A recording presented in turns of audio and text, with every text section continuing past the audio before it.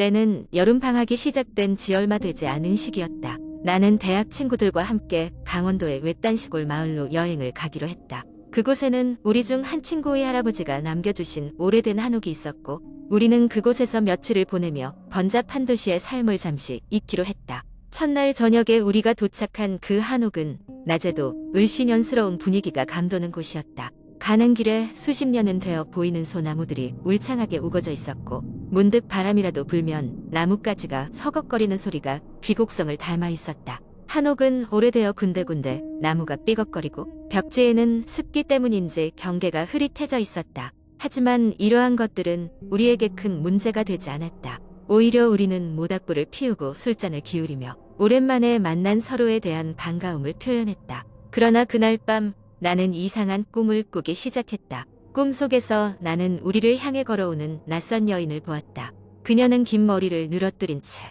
한복을 입고 천천히 걸어오고 있었다. 그녀의 얼굴은 흐릿하게 보였지만 어딘가 슬퍼 보이는 눈빛이 인상적이었다. 나는 그녀에게 손짓을 했지만 그녀는 아무 말 없이 우리를 지나쳐 어두운 숲속으로 사라졌다.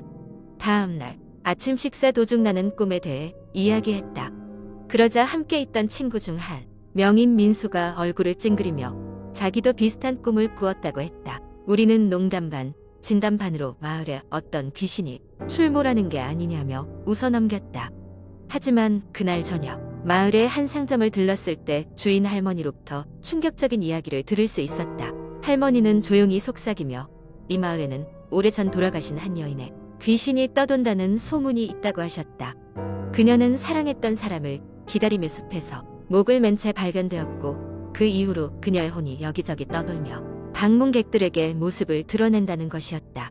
나는 그 이야기에 소름이 돋았지만 할머니는 손을 흔들며 이런 이야기는 서울 사람들에게나 겁을 주는 재미있는 전설일 뿐이라고 말씀하셨다. 우리는 그 말을 곧이곧대로 믿지 않고 한옥으로 돌아왔다. 그러나 그날 밤 다시 꿈이 이어졌다. 이번에는 꿈의 내용이 더 생생했다. 여인은 다시 나타났고 그녀는 나를 손짓하여 따뜻한 미소를 지어 보였다. 나는 왠지 모르게 그녀의 부름에 끌려 그녀를 따라갔다. 그런데 여인을 따라간 곳은 어느새 깊고 짙은 안개가 깔린 숲 한가운데였다. 거기서 나는 무심코 계단 같은 것을 내려가고 있었고 땅 밑 깊은 곳에서 흐느끼는 소리가 들렸던 것이다. 그날 아침 더 이상 우연이라고만은 볼 수 없었다. 친구들은 모두 비슷한 꿈을 꾸었고 우리는 다시 상점 할머니를 찾아갔다. 할머니는 얼굴이 새파래져서는 그 귀신을 어찌했길래 그리 꿈에 나타나는 것이냐 고 물으셨다. 우리는 우리의 경험을 이야기했고 할머니는 심각한 얼굴로 어디에도 가지 말고 곧바로 서울로 돌아가라고 권하셨다. 우리는 여행을 지속할 것인지 고민하다가 결국 호기심을 이기지 못하고 그 숲에 가보기로 했다. 오후쯤 되었을 때 가볍게 짐을 챙겨 숲 속으로 들어갔다. 주변이 고요했다. 더운 여름날임에도 불구하고 숲속에는 한기가 감돌았다. 우리는 서로 아무 말 없이 걷기 시작했다. 얼마나 걸었을까? 갑자기 내 앞에 그 꿈속의 여인이 서 있었다. 그녀는 아주 선명하게 나타났고 우리를 한참 동안 바라보았다. 우리는 경직된 채로 발걸음을 멈추었고 순간 숲속의 모든 소리가 멈춘 듯한 고요함이 감돌았다. 그녀는 손가락으로 숲의 깊숙한 곳을 가리켰다. 마치 무엇인가를 찾으라는 듯했다. 겁에 질린 우리는 그 여인의 시선이 가리킨 곳으로 발길을 옮겼다. 그리고 그곳에서 우리는 오래된 나무 밑둥을 발견했다. 나무는 썩어 있었고 그 주변은 마치 누군가가 곡괭이로 땅을 판 것처럼 파헤쳐져 있었다. 우리는 무언가 묘한 기분에 사로잡혔고 무작정 그 손길을 따라 흙을 파헤치기 시작했다. 얼마 지나지 않아 우리는 땅 속에서 오래된 목걸이와 함께 붉은 빛으로 얼룩진 한복 조각을 발견했다. 그 순간 우리 사이에 무언의 안목이 돌았다. 그 여인은 자신의 흔적을 보여주고 싶었던 것이었다. 우리는 그날 밤 차마 한옥에서 잘 수 없었다. 덜 벌어진 사건에 퍼즐을 맞춘 듯한 기분이 들었고 서울로 돌아와 할머니의 말씀을 전했다. 할머니는 아직 떠나지 못한 귀신도 있단다. 빛이 닿지 못한 진실을 밝혀주어 고맙다. 며 가만히 고개를 숙이셨다. 서울로 돌아온 후 우리는 후련한 마음으로 일상으로 복귀했지만 그 여름밤 한옥에서의 경험은 오랫동안 우리의 기억 속에 각인되었다. 두 번째 이야기. 어느 한적한 시골 마을, 이 마을은 특히 밤이 되면 기묘한 분위기를 풍겼다.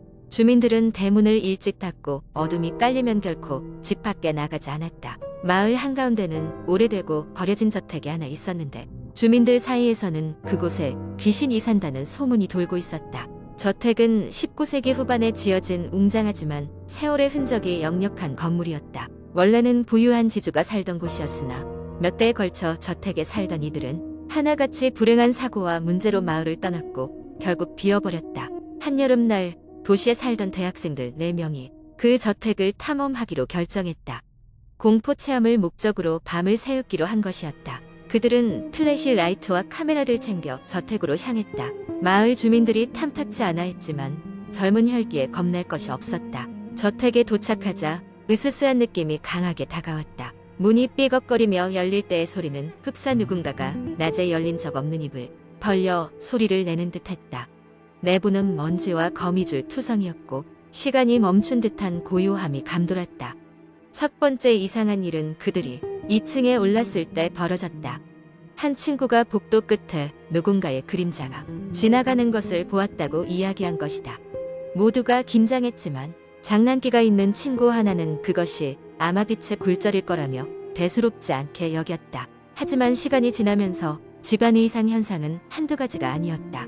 저절로 열리는 창문, 어디선가 들려오는 속삭임 같은 소리, 거울에 비친 낯선 이의 표정 등 그들은 점점 두려운 기운에 휩싸이기 시작했다. 그러다 갑작스럽게 전기가 나가버렸다.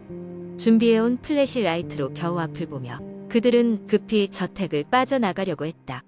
하지만 이미 그 집에 무엇인가가 그들을 잡아 끌고 있는 것 같았다.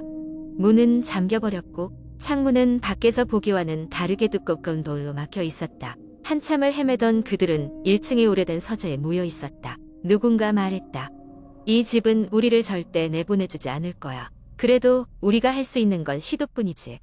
그러자 그중 가장 용감한 친구가 서랍을 열어 일부러 남겨둔 듯한 낡은 일기장을 발견했다. 일기장에는 저택에서 살다가 사라진 마지막 가족의 이야기가 담겨 있었다.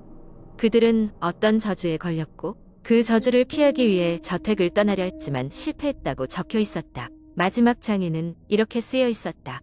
이 저택은 살아있다. 그 누구도 이곳을 떠날 수 없으리라. 내용을 읽은 그들은 두려움에 떨며 이제 어떻게 하냐며 서로를 바라보았다. 그들의 유일한 희망은 아침이 되어 저택에 문이 다시 열리기를 기다리는 것이었다. 공포에 떨며 오들오들 밤을 지샌 그들은 어쩌면 이곳에서 영원히 갇혀있을지 모른다는 불안감에 사로잡혀 있었다. 그러나 다행인지 불행인지 해가 뜨자마자 문이 다시 열린 것이었다. 그들은 서둘러 밖으로 뛰쳐나와 한시라도 빨리 저주받은 저택을 떠나고자 했다. 그 이후로 다시는 그 마을을 찾지 않았고 저택의 이야기는 또 다른 전설처럼 마을 사람들 사이에 전해지게 되었다. 그리고 그 집의 저주는 여전히 풀리지 않은 채 다른 용감한 이들을 기다리고 있을지 모른다. 세 번째 이야기 어느 작은 마을에 혜진이라는 여성이 살고 있었다. 그녀는 독신으로 조용하고 평화로운 삶을 살고 있었다.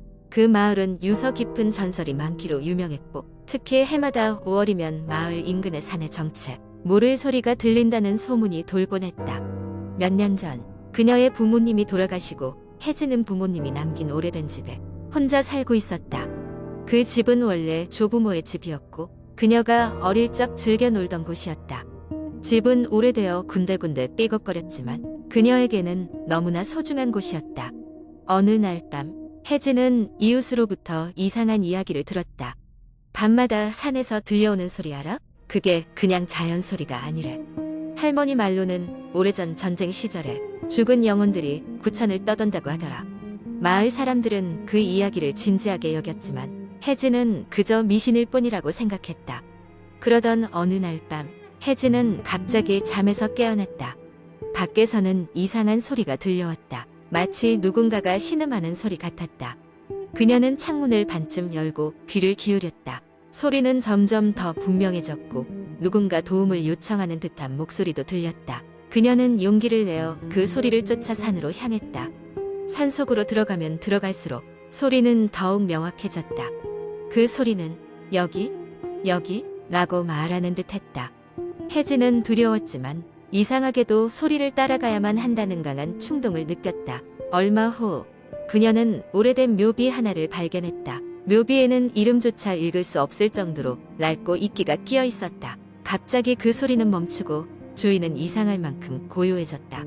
혜진은 등을 돌려 집으로 돌아가려 했으나 갑자기 온몸에 차가운 기운이 휘감겼다. 그녀는 발을 움직일 수 없었고 피부에는 닭살이 돋았다. 그 순간 낮은 목소리가 그녀의 귀에 속삭였다. 돌아가지 마. 아직 끝나지 않았어. 공포에 질린 혜진은 발버둥치며 집으로 돌아가려고 했었지만 무언가에 홀린 듯 묘비 앞으로 다시 돌아와 있었다. 그리고 그녀는 깨달았다. 묘비 아래 묻혀있는 영혼이 자신의 답변을 기다리고 있다는 것을. 영혼은 구원을 원하고 있었다. 혜진은 가슴 깊은 곳에서부터 안타까움을 느끼며 조심스럽게 여기서 벗어나게 해줄게 라고 속삭였다. 그 순간 온몸을 감싸던 차가운 기운이 사라지고 주위의 공기마저 부드럽고 따뜻하게 변했다. 그 소리도 더 이상 들리지 않았다. 혜진은 서둘러 집으로 돌아와 자신이 겪은 일이 꿈인지 현실인지 분간할 수 없었다. 그 이후 마을에서는 더 이상 이상한 소리가 들리지 않았고 마치 아무 일도 없었던 것처럼 평화가 찾아왔다. 하지만 혜진은 여전히 그날의 일을 잊을 수 없었다. 그녀는 그 일을 계기로 마을의 전설과 역사를 기록하기 시작했으며 그 과정을 통해 오랜 세월 숨겨졌던 마을 사람들의 비극적 역사를 알게 되었다. 시간이 지나면서 혜진은 그 경험을 통해 삶의 새로운 의미를 찾았다. 괴담은 단순한 이야기가 아니라 과거의 아픔과 역사를 간직하고 있는 것이었다. 그녀가 발견한 이야기들은 마을 사람들에게도 큰 울림을 주었고 이를 통해 마을은 더 깊은 이해와 연대감을 가지게 되었다. 이렇게 혜진의 특별한 밤은 마을에 새로운 시작을 알리는 계기가 되었고 그녀 자신에게는 잊을 수 없는 경험으로 남았다.